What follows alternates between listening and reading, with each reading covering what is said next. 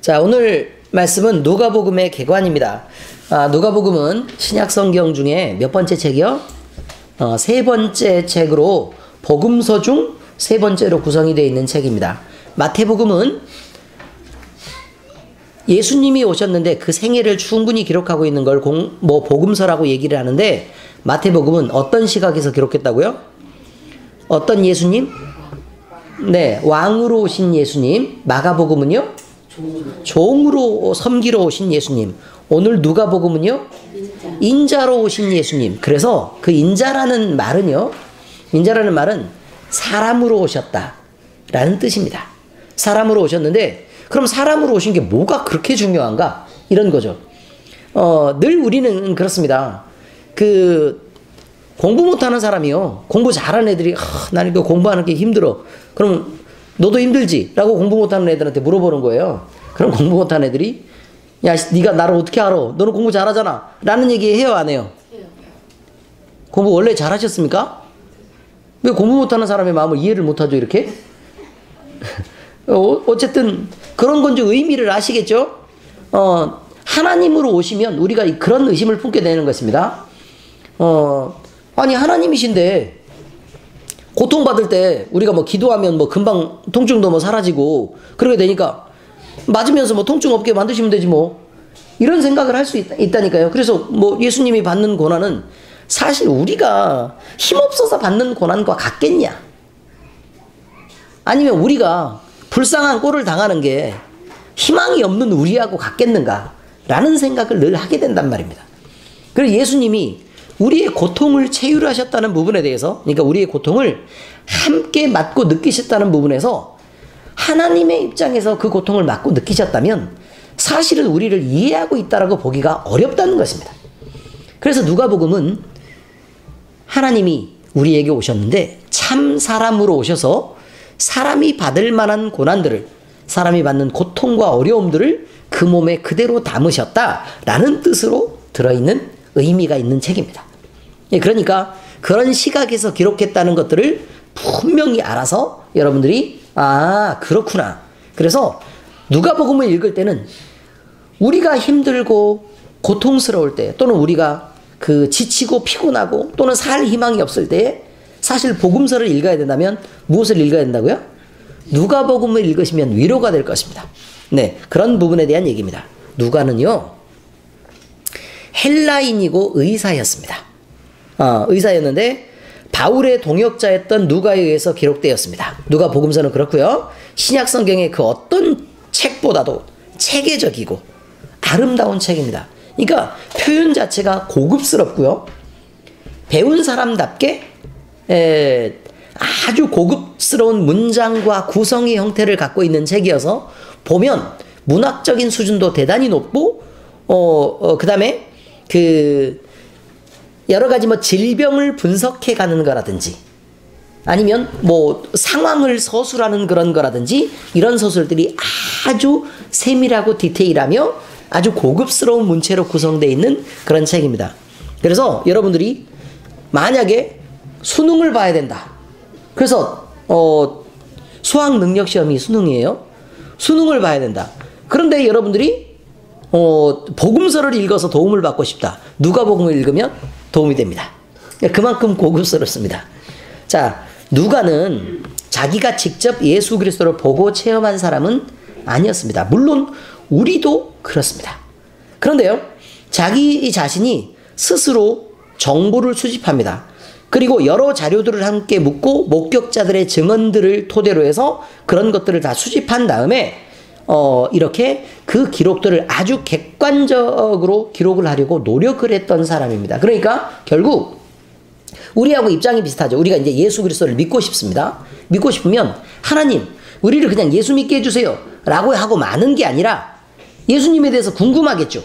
그러면 그 궁금한 점들에 대해서 과연 예수님은 어떤 분인가? 그래서 자료도 찾아보고, 그 다음에 도대체 예수님은 어느 시대에 어떻게 오셨고, 그때 배경은 대체 사람들은 어떻게 살고 있었으며, 그때 어떤 고난과 고통 중에 있었을 때 예수님이 오셔서 도대체 무슨 일을 했는가라는 것은 조사를 해봐야 아는 거 아니겠습니까? 그죠? 그러니까 누가는 거기에 대해서 하나님을 사랑하는 열심만큼 예수님에 대해서 열심으로 조사를 해서 그분을 알고 싶어 했습니다. 그러니까 뭐하고 비슷한 거냐면 우리가 어떤 남자나 여자를 사랑하게 됩니다. 근데 깊이 그 사랑에 빠지게 된다 그 말이에요. 그러면요, 이 사람이 나를 사랑해 주었으면 좋겠다 라는 마음이 물론 많이 있습니다. 그러나 그 사람에 대해서 내가 알고 싶어 하는 것입니다. 도대체 이 사람은 어떤 사람인가? 성장 환경은 어땠는가? 그러면서 막 여자들이 막 이렇게 남자들이 이렇게 무심하게 이렇게 와가지고 나 어렸을 때 사진이야 그러면서 딱 이렇게 주면 어머머머머 이렇게 이렇게 그때는 이렇게 귀여웠어. 막 리액션이 대단합니다. 이 남자에 대해서 알고 싶으니까요. 그리고 뭐 무슨 일에서 뭐 군대에서 막 이렇게 있었던 거. 군대 일이 뭐가 재밌겠습니까? 그죠? 그 군대에 있을 때 사진 보면 와 그때 눈 반짝이는 거 봐. 눈이 잘 보이지도 않는데 반짝이는 어떻게 합니까? 지나가다가 라이트 비추면 눈이 다 반짝이는 거죠. 그죠? 뭐 그런 거라든지 아니면 이렇게 이때는 그렇게 날씬해서 그때는 다 못 먹는 시대니까 날씬하죠. 주변도 날씬합니다. 그런데 꼭 그 남자만 보이고 그렇게 관심이 있는 것. 어떤 경험을 했는지, 또 이 사람은 누구를 만나면서 살았는지, 그 다음에 이 사람은 어떤 상처가 있는지 이렇게 궁금해하고 알아가고 싶은 것, 이것을 사랑이라고 말합니다. 여러분이 예수님을 사랑한다고 얘기할 때는 예수님에 대해서 궁금해지는 것이 당연합니다. 그런데 그것이 전혀 나는 궁금하지 않다. 그리고 나는 인생을 사는 게 진짜 피곤하기만 하다. 여러분, 그것이 사랑에 빠진 증거일 수는 없죠. 그렇죠? 내가 아무리 힘이 들어도, 예를 들어 집에서 엄마한테 엄청 많이 혼이 나고 있는 중입니다. 그런데 오늘 그 남자가 처음으로 내 손을 잡았습니다. 자, 엄마한테 혼 나고 있는 상황이에요. 내 손을 잡았는데 집에 들어와서 혼이 나고 있는 상황입니다. 엄마가 얘기하는 게 귀에 들어옵니까? 안 들어옵니까? 안 들어오죠. 그 느낌, 그 느낌적인 느낌, 이걸 간직하기 위해서 엄마, 알았어, 내가 미안해, 내가 잘못했어. 얼른 들어가서 혼자 그 손을 붙잡고 감격하고 감사해서 기도를 드리고, 하나님, 나에게도 이런 은혜가 있다니. 그러는 거라니까요. 여러분, 예수님이 여러분의 손을 잡았을 때도 과연 그 느낌인가? 라는 것이 중요합니다. 그냥 그 남자가 나를 처음으로 딱 안았을 때, 또는 내가 진짜 사랑하는 여자가 내 품에 딱 들어와서 이렇게 안겼을 때 그런 느낌이 과연 예수님이 나를 안았을 때와 느낌이 비슷한가? 그런 것을 통해서 알으라고 가르쳐 주는데도 불구하고 여러분은 사랑이라는 것에 너무 지적이십니다. 사랑은 온 인격인 것입니다.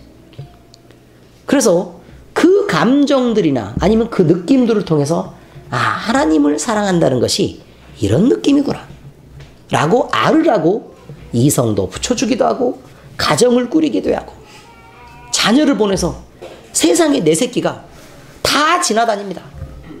그런데 우리 애가 그 딱 지나다녀요. 그러면 모두 흑백이고 우리 애만 칼라인 것처럼 보입니다. 그렇지 않습니까? 그렇죠. 우리 애가 5살입니다. 그럼 우리 애는 유치원에 가 있는데요, 쭉 지나오다 5살 애들이 지나다니면 5살밖에 안 보이는 법입니다. 우리 애가 17살이고 학생이에요. 그러면 학생밖에 안 들어옵니다.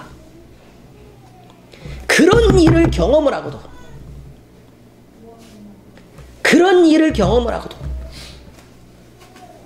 하나님이 우리밖에 보이지 않는 우리의 아버지가 되어주신다는 사실에 대해서 우리가 지나치게 무감각하지 않느냐 라는 것에 대한 이야기입니다. 여러분, 자식을 키워보니 그런 생각이 드시죠? 내 맘 같습니까? 내 맘을 100분의 1은 알아줍니까? 여러분은 여러분의 부모에게 그렇게 하셨습니까? 내가 내 새끼를 낳아서 키워보니까 내 새끼가 그렇게 귀해서 부모님이 나를 그렇게 사랑하셨구나를 느끼셨습니까? 아니죠. 바로 그것입니다. 우리가 아무리 자녀를 낳고 키워도 우리는 철딱서니가 없어서 내 부모를 생각하지 못하는 경우가 대부분인 것입니다. 내 새끼는 한 번이라도 보고 싶어서 천리길을 마다하지 않고 달려갈 수 있지만 내 부모는 쉽게 찾아가는 것이 아니고 부모님이 그렇게 보고 싶다 그러면 바빠 내가 뭐 놀아? 라고 얘기할 수 있는 게 우리란 말입니다. 여러분은 그렇게 말하면 섭섭하지 않으십니까? 그래서 그렇게 처신하셨습니까? 하나님이 누구신지 분명히 아셔야 합니다. 오늘 누가복음은 이런 인간적인 얘기를 하고 있다는 얘기입니다. 이런 인간적인 얘기. 자, 누가복음에서는 인간으로 오신 예수 그리스도의 이렇게 오셨지만 예수님은 완전한 삶을 사셨다라는 것. 그리고 예수님은 많은 고난을 당하시고 구원자로 오셔서 모든 사람들의 죄악을 다 담당을 하시고 구원을 하시기 원하셔서 자기의 목숨을 내어 버려주셨습니다. 그리고 그 구속의 삶과 그의 가르치심, 또 그의 주변에 늘 머무르던 사람들의 실존적인 삶, 사람들은 어떻게 그 짓고를 면하지 못하고 살고 있었는가, 얼마나 고난 중에 살고 있었는가라는 것을 사실적으로 다루고 있는 것입니다. 요한 1서에 뭐라고 나와 있냐면요, 요한 1서에 2장에 거짓말하는 자가 누구냐? 예수께서 그리스도이심을 부인하는 자가 아니냐? 아버지와 아들을 부인하는 그가 적 그리스도이니 아들을 부인하는 자에게는 또한 아버지가 없으되 아들을 시인하는 자에게는 아버지도 있느니라 라고 얘기합니다. 여러분, 예수 그리스도를 부인하지 않고 인정해야 우리가 크리스찬이다, 그리스도인이다 라고 얘기합니다. 예수 그리스도를 부인하면 적 그리스도입니다. 그런데 예수님을 어떻게 인정해야 적 그리스도가 아닌가 이 말이죠. 예수 그리스도가 말 그대로 예수님이 그리스도인 것, 구원자인 것을 인정해야 합니다.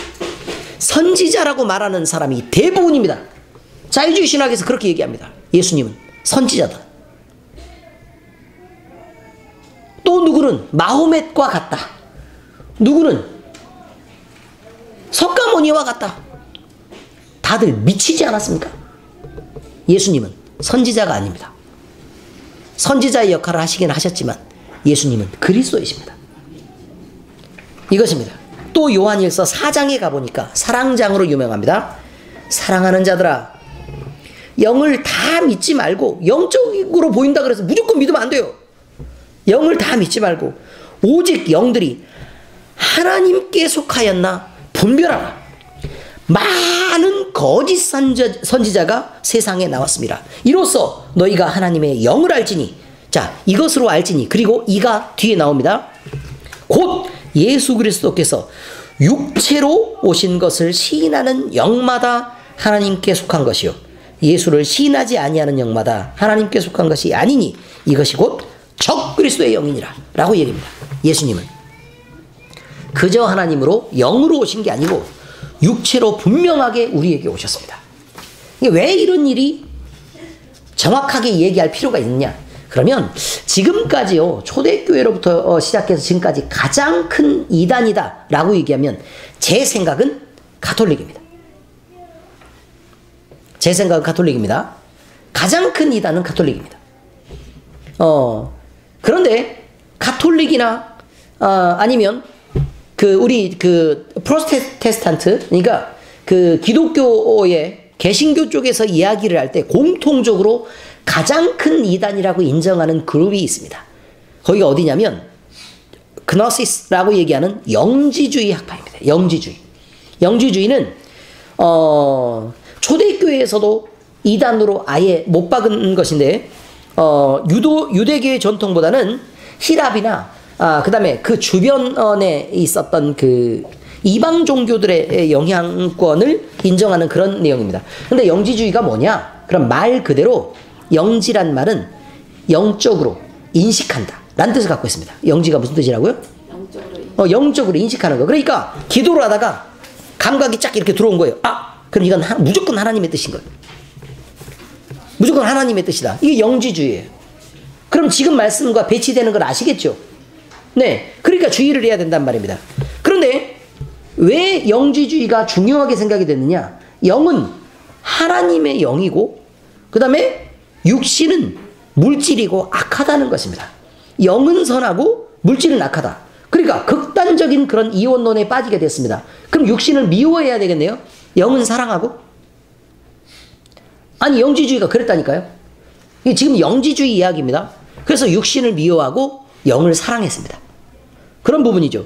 그러니까 과도하게 그렇게 강조를 하다 보니 결국 처음에 출발은 하나님의 영 이걸로부터 출발을 했는데 근데 이 세상을 누가 만드셨죠? 하나님이 만드셨습니다. 예수님이 만드셨죠? 그러니까 구약의 창조주이신 그러니까 구약의 창조주인 하나님을 물질을 만든 저급한 신으로 내려버립니다.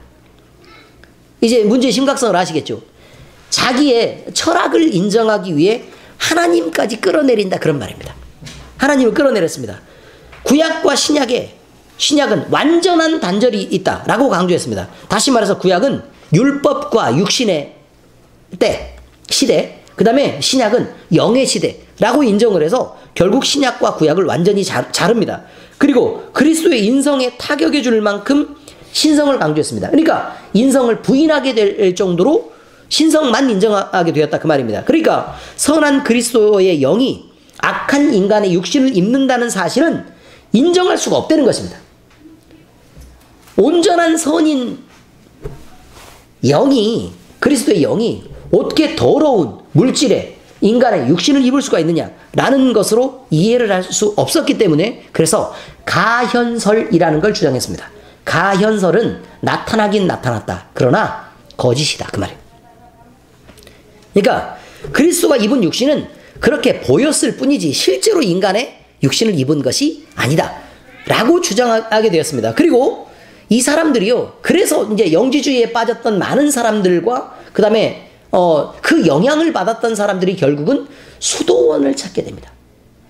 수도원을 찾게 됩니다. 수도원을 찾아서 뭐를 하는 거냐면 육신을 미워하는 것, 다시 말해서 금식하고 그 다음에 금욕 생활을 하고 뭐 이렇게 자기 자신을 핍박하고 뭐 이렇게 험하게 대하는 그런 일들을 결국 하게 되었습니다. 그러니까 결국은 영과 육신을 구별하는 금욕주의적 특징을 나타나게 되는데 이거는 기독교인의 삶에도 광범위하게 영향을 끼쳤던 것으로 그렇게 나와 있습니다. 그래서 실제로 기독교인들이 이런 삶을 살았습니다. 그렇게 살다 보니까 그리스도인에 대해서 이상한 인식을 계속해서 갖게 되었고 그래서 잘못되어 가니까 성경에서는 분명하게 이 얘기를 지적을 해야겠구나 라는 부분에 대한 필요성을 느끼고 예수님은 분명히 인간으로 오셨다. 우리가 봤지 않느냐. 그 얘기에 대한 것입니다. 의미를 아시겠죠? 네, 그런 것입니다. 자, 이제 지금 이 누가복음을 기록했던 저자는 누가복음도 기록했고 또 누구도 뭐 어떤 것도 기록했죠? 사도행전도 기록했던 누가문서라고 얘기하는 부분인데 동일한 사람입니다. 직업은 의사였고 바울의 동역자였던 누가, 그 다음에 함께 전도여행에 참여했던 누가를 아시죠? 네.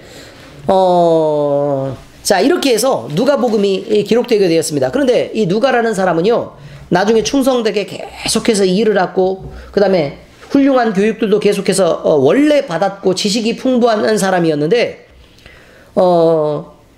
열정과 충성으로 바울과 함께 동역해서 전도 여행을 해서 돌아다니면서 전도를 쭉 이렇게 하다가 결국 빌립보 교회에 정착하게 됩니다.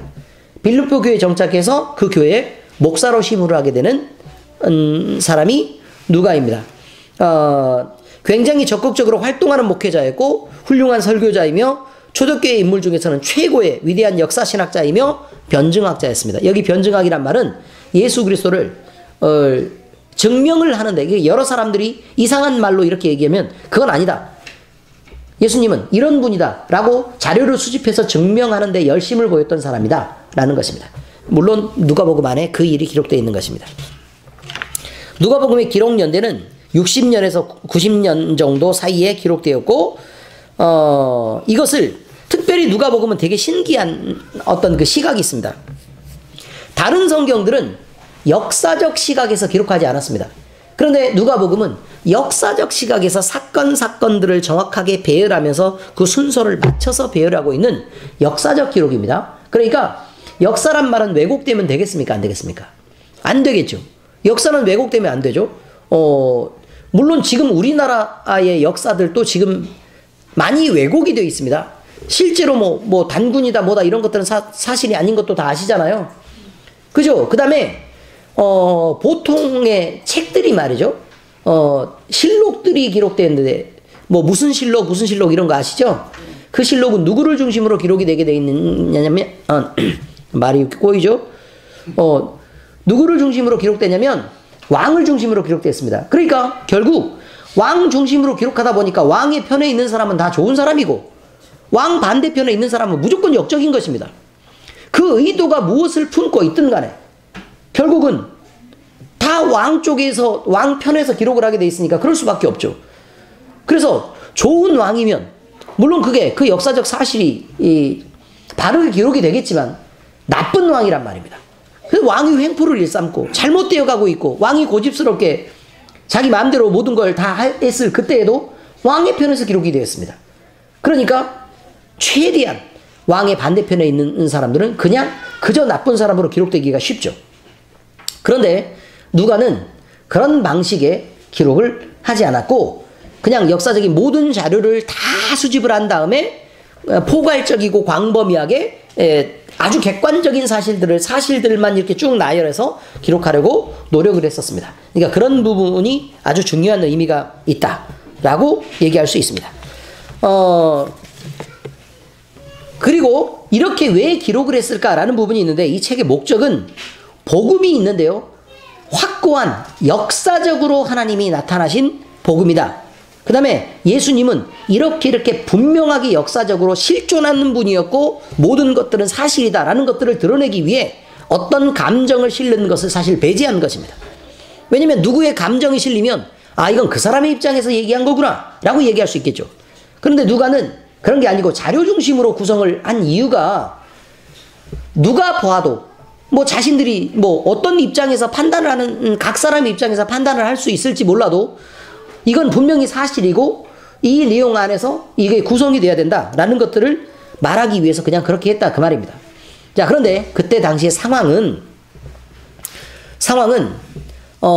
식민 통치에 있었고요. 그 다음에 그 통치에 있었을 당시에 많은 계급들이 사실 존재하고 있었습니다. 그런데 여기에 계급들은 존귀한 계급을 갖고 있는 사람들, 율법학자라든지 아니면 대제사장이라든지 이런 사람들은요. 종교의 권리만 갖고 있었던 것이 아니고 부와 재물까지도 마음대로 소유할 수 있었습니다. 그러니까 이 사람들이 물론 바리새인들이나 서기관들이 기본적으로 많은 재산을 갖고 있었다는 것들은 여러분들이 뭐 당연히 알고 있는 이야기일 것입니다. 그 다음에 재산을 갖고 있었던 사람들 중에는 그 앞잡이 노릇을 했던 세리도 이렇게 있었죠. 그죠? 그 다음에 이제 그 다음 중산층들이 구성이 되어 있는데 장사를 했던 사람들이나 뭐 이런 사람들은 뭐 중간 정도의 뭐 재물을 갖고 있기도 했고 뭐 남한테 뭐 상납해서 뺏기기도 하고 뭐 이렇게 돼 있는 거고요. 로마의 손을 잡았던 사람들은 또 적당한 권력과 적당한 안정들을 사실 갖고 있었습니다. 그런데 이런 사람들의 숫자는 그렇게 많지가 않았습니다. 대부분의 숫자는 뭐였냐면 천민이었습니다. 평민이라고 얘기하는 사람들이 그럼 식민지 사회에서 평민이 뭐 무슨 일상적으로 우리가 사는 그냥 이렇게 우리처럼 이렇게 사는 사람을 평민이라고 얘기하는구나. 무슨 식민지 그런 게 있겠습니까? 로마가 걷어가는 세금은요. 사실은 힘에 겨울 만큼 많은 것들을 걷어갔습니다. 그러니까 세금도요. 그냥 걷는 게 아니고 세리들이 세금을 걷을 때는 예를 들어 로마에서 만약에 여기 이 지역에서 요 동네에서는 1,000만 원을 걷어야 된다 라고 해서 할당량을 이렇게 내려줍니다. 딱 이렇게 할당량을 내려주면 세리는 할당량만 내려오면 그 얼마를 걷어야 그랬는지 모르는 거예요. 모든 사람들이. 그러니까 한 3,000만 원쯤 이렇게 책정을 합니다. 그래 고열을 빨아서 모든 걸 다 걷어냅니다. 그리고 1,000만 원을 상납하고 나머지 2,000만 원을 곱게 자기가 가져갑니다. 아시겠죠? 그럼 세리는 부자겠습니까? 가난한 사람이겠습니까? 그냥 부자예요? 엄청난 부자예요? 그럼요. 손만 잡으면 되는 엄청난 부자로 그렇게 살 수 있었다. 그런 말입니다. 그냥. 그러니 일반 백성들의 삶이란 얼마나 어려웠겠습니까? 그 부분에 대한 얘기입니다. 현재 사회상이 지금 그렇게 돼 있었고, 그 다음에 그러면요, 이렇게 가난할 때 힘 있는 사람들이야 자기의 인권을 보장받을 수 있지만 힘없는 사람들은 인권을 보장받을 수 없는 것입니다. 그래서 고아나 과부나 이런 사람들은 그냥 이렇게 버려진 사람의 취급을 받는 것입니다. 더군다나 환자나 그 다음에 율법으로 부정하다고 얘기하는 뭐 문둥병 환자나 이런 사람들은 뭐 더욱더 말할 필요도 없습니다. 귀신 들린 사람들, 이런 사람들 말이죠. 그 다음에 안식일도 지키지 못하고 밖으로 나가서 양떼를 먹여야 되는 목자들, 이런 사람들은 전체적으로 모두 다 버려져 있는 사람들이었습니다. 근데 그 중에 이제 과부의 얘기를 잠깐만 예로 들면요, 과부의 얘기를 예로 들면 그때 당시에는 그렇습니다. 당시에는 법질서라는 게 그냥 그저 로마에 속해 있어서 그 사람들의 눈치만 보면 됐으니까 결국 이 남자가요, 이 남자도 취해서 아내를 삼았다가 우리 헤어져. 헤어집니다. 그리고 다른 사람하고 이렇게 또 다시 삽니다. 이렇게. 그러면 이 여자가 그럼 우리 이제 이혼이야. 그리고 떠나갔죠. 그럼 이혼을 당했으면 적어도 이 여자가 자유롭게 살 수 있으려 그러면 이혼 증서는 써줘야 되는 거 아닙니까? 근데 그런 것도 남자들이 귀찮아서 안 써줬어요. 그래서 분명히 이혼을 당했는데 이혼을 당한 것도 아니고 뭐 딴 남자에 가서 이제 새롭게 시작할 수 있는 희망들도 없을 만큼 그렇게 사람들이 함부로 처신했단 말입니다. 소돔과 고모라가 따로 없다니까요. 거기만 소돔과 고모라가 아닙니다. 필리핀. 그죠? 거기만 깜짝 놀랐네요. 아무튼 그런 의미였습니다. 그래서 누가복음에서는 그 일을 기록하고 싶었습니다. 보편주의와 인도주의, 이런 것입니다. 보편주의 측면이란 말은 누구나가 복음을 받아들이는, 그러니까 사마리아인에 대해서도 버림받은, 그러니까 혼혈들에 대해서도 특별히 관심을 굉장히 예수님이 많이 가셨다라는 사실을 쭉 얘기를 하고 있습니다. 그 다음에 이방인들도 뭐 백부장의 칭찬 이런 거 아시죠? 믿음이 좋은 사람이라고 칭찬받는 사람은 사두개인이나 아니면 율법학자나 대제사장들이나 아니면 바리새인들이 아니었습니다. 이 사람 믿음이 좋다라고 얘기하니까 그러면 그 사람을 보니까 뭐 혈루증 앓는 뭐 병자 여인이라든지 아니면 뭐 백부장의 믿음이라든지 이런 뭐 이방인에 대해서 얘기를 하고 그 다음에 뭐 미움받았던 사람들이 믿음이 좋구나라고 예수님이 인정을 한다 그 말입니다. 그 다음에 이런 부분에서 인도주의적 측면이 드러납니다. 가난한 자들에 대해서 예수님은 편을 들었습니다. 오늘 읽은 그 말씀이 그것입니다. 나사로의 얘기를 들어서 다른 데서는 그렇게 강조하고 있지 않는데 여기서 얘기하는 건 그것입니다. 뭐 그렇다라고 가난하면 무조건 구원받고 아니면 부자는 무조건 다 지옥 간다, 그런 얘기가 아닙니다. 그런 의미가 아니고 부자이면서 횡포를 일삼고, 지금 거기 말씀해 보니까 뭐라고 나왔어요? 계속해서 잔치하며 즐겼다라고 나왔죠. 그럼요, 그렇게 나왔습니다. 부자들은 계속 잔치하면서 즐기면서 가난하고 소외되고 그런 사람들을 돌아보지 않는 그들에 대한 얘기를 말하고 있는 것입니다. 그래서 너희는 야 세상에서 네 좋을 대로 너 하고 싶은 거 다 하고 살았잖아. 그러니까 너는 하나님 없이 살았으니까 너는 지옥에 떨어져서 고통받고 사는 것이 당연하다. 나사로는 희망이라고는 예수님밖에 없는 사람 아니었냐. 그러니 세상에서 너희들이 다 누릴 때 거지가 오히려 헌대란 말은 상처가 골마서 고름이 나는 데를 얘기하고 있습니다. 상처 골마서 고름이 나는데 그걸 개가 핥아서 그렇게 문내에서 그렇게 개도 안 먹는 걸 주워 먹고 배를 불리던 그는 희망이라고는 예수 그리스도밖에 없었다면 그가 천국의 불림을 받고 천사들의 영접을 받아 천국에서 따뜻하게 위로받고 사는 것이 당연하지 않겠냐라는 부분에 대한 이야기인 것입니다. 그러므로 우리는 예수 믿으면 어때야 된다고요? 따뜻해야 됩니다. 예수 믿는다는 것에 대한 증거를 늘 따뜻한 것으로 생각하셔야 됩니다. 하나님을 사랑한다 라는 것은 인간적인 사랑을 하는 것과 특별히 구분되어 있지 않습니다. 그래서 우리가 그리스도인으로 살 때는 하나님을 특별히 사랑하되 사람을 아끼고 사랑하는 연습들을 해야 합니다. 우리 마음속에 미움이 있습니까? 여러분, 하나님을 미워하시는 것입니다. 우리 마음속에 사람이 싫습니까? 하나님이 싫은 것입니다. 우리 마음속에 그저 우리가 인간적으로 누리는 것을 꿈꾸십니까? 하나님 나라가 싫은 것입니다. 다른 사람을 돕고 다른 사람을 배려하는 것이, 또는 복음을 전하고 그런 것이 두렵고 또는 불편하십니까? 여러분 하나님의 나라를 부인하는 일입니다. 그런 자로 살아가고 있는 것입니다. 누가복음이 전반에 얘기하는 것은 바로 그것입니다. 하나님을 사랑하는 자는 그 뜻대로 부르심을 입은 자들입니다. 하나님의 뜻에 맞게 여러분의 삶을 구분하고 또 늘 따뜻하고, 하나님을 사랑한다면 사람들도 아끼고 사랑하고, 또 하나님을 사랑한다면 다른 사람에게 배려하고 섬기는 일을 잊어서는 안 됩니다.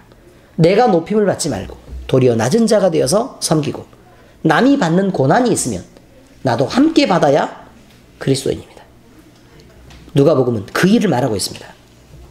그래서 이 복음서 전반에서 얘기하는 모든 사건들은, 그런데 제가 주보에 기록이 된 건 되게 많은 내용에 대해서, 배경들에 대한 기록들을 쭉 다 남겼죠. 그렇죠? 굉장히 많은 걸 남겼는데 일부러 읽어보시라고 그렇게 남긴 것입니다. 일부러. 그래서 많은 내용, 우리가 좀 지식도 있어야 그래야 성경을 좀 알아가지, 성경에 대한 전반적인 지식이 전혀 없으면 되겠습니까? 그래서 이제 우리는 교회를 세운 지 이제 1년이 이제 되어 가는 중입니다. 아직은 한 달 정도가 부족하고요.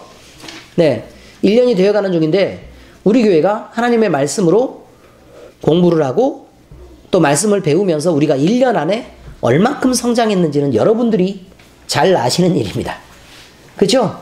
그 다음에 우리가 교회를 세우고 나서 교회를 섬기면서 우리가 어떻게 변해왔는지도 역시 여러분들이 잘 아는 일입니다.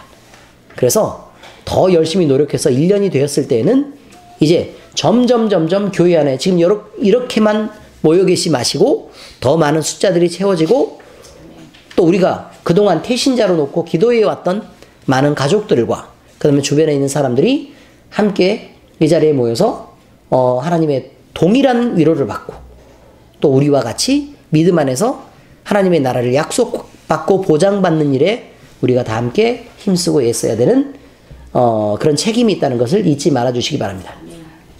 기도하겠습니다. 하나님 아버지, 우리는 오늘 누가복음을 통해 낮은 자와 약한 자, 소외된 자, 병든 자들을 섬기시며 친히 우리를 치유하신 삶을 살아가신 그리스도 예수님을 살펴보았습니다. 우리도 낮고 약한 자이며 병든 자이고 소외된 자입니다. 예수님, 우리를 불쌍히 여기시고 우리를 위로하시고 우리를 사랑하여 주시옵소서. 우리가 구원받은 하나님의 자녀로 우리가 살아갈 때에 예수님을 닮은 삶을 살게 하시고, 우리가 살아가는 매 순간순간들마다 하나님을 사랑하되 이웃을 함께 섬기며 살겠다는 결단이 있게 하시옵소서. 아멘. 우리를 사랑하시고 구원하신 우리 주 예수 그리스도의 이름으로 기도합니다. 아멘. 아멘.